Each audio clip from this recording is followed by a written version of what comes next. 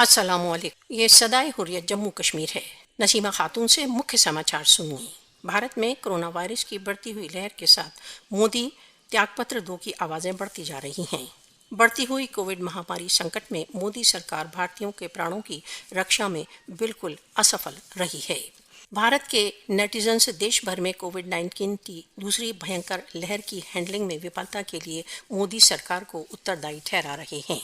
भारतीय नेटिजन्स ने भारतीय जनता पार्टी सरकार से कोरोना वायरस प्रोटोकॉल के संबंध में सहयोगी आचरण अपनाने की अपील की है। कोरोना संकट के मध्य भारतीय प्रधानमंत्री मोदी की आधिपत्यवादी आचरण की नीति बिल्कुल स्पष्ट होकर सामने आ गई है। भारतीय जनता पार्टी मोदी को पद त्यागने की अपील करने वाले सोशल मीडिया के समाचारों को ब्लॉक कर बीजेपी की अपनी अयोग्यता को छिपाने का प्रयत्न कर रही है। यहाँ तक कि विश्व मीडिया ने भी भारत के कोरोना के नरक में फिसलने के लिए मोदी को उत्तरदायी ठहराया है।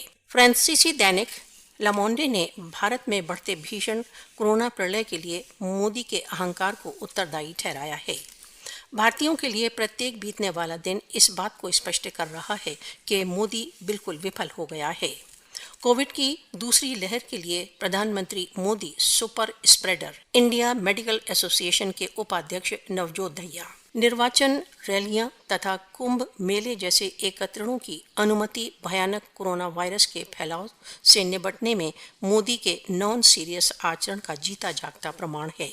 कोविड के फैलाव को दृष्टि में रखते हुए जबकि अन्य देश अपने समारोहों को कैंसिल कर रहे हैं, भारत सबसे विशाल हिंदू एकत्रण के समारोह कुंभ के मेले को कर रहा है। भारत के कोविड नाश के लिए मोदी को उत्तरदायी ठहराया जाना चाहिए।